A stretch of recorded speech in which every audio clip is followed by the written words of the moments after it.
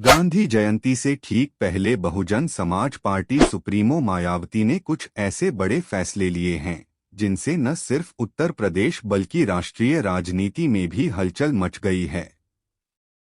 मायावती ने लंबे समय तक चुप्पी साधकर राजनीति के गलियारों को सस्पेंस में डाले रखा था, लेकिन अब उन्होंने जिस अंदाज में एक एक कदम उठाना शुरू किया है, उससे साफ है कि आने वाले चुनावों में बसपा पूरी मजबूती के साथ मैदान में उतरने जा रही है। सबसे पहले मायावती ने अपने संगठनात्मक ढांचे को मजबूत करने के लिए प्रदेश स्तर से लेकर जिला स्तर तक नई नियुक्तियों का ऐलान किया है। पुराने और निष्क्रिय चेहरों को दरकिनार कर उन्होंने युवाओं और जमीनी कार्यकर्ताओं को मौका दिया है। यह वही संदेश है जो मायावती अपने समर्थकों को देना चाहती हैं कि अब बसपा पुरानी राजनीति नहीं बल्कि नई सोच के साथ आगे बढ़ेगी। दूसरा बड़ा फैसला रहा चुनावी रणनीति में बदलाव। मायावती ने साफ कर दिया है कि अब बसपा केवल दलित वोट बैंक पर निर्भर नहीं रहेगी, बल्कि ब्राह्मणों, पिछड़ों और मुसलमानों तक भी अपनी पहुंच बढ़ाएगी। इसके लिए उन्होंने अलग अलग सामाजिक समीकरणों को साधने के लिए कई छोटी छोटी बैठकें और कार्यक्रम शुरू कर दिए हैं।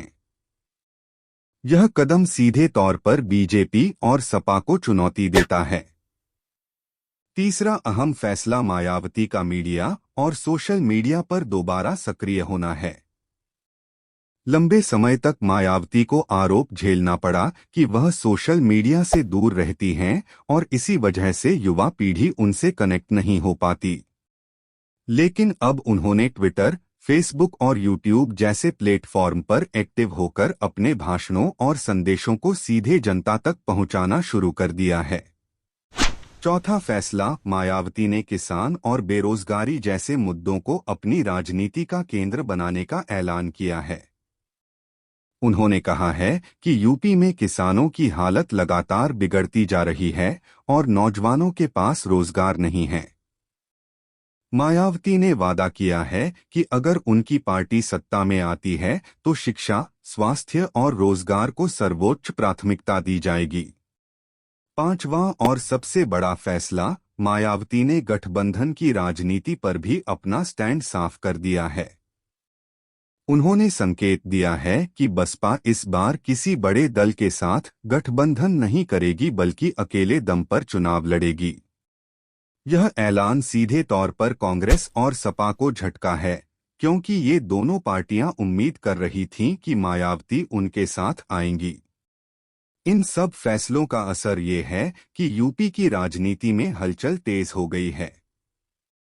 बीजेपी को यह डर सता रहा है कि अगर दलित, मुसलमान और पिछड़े वोट मायावती के साथ खड़े हो गए तो चुनावी गणित बिगड़ सकता है।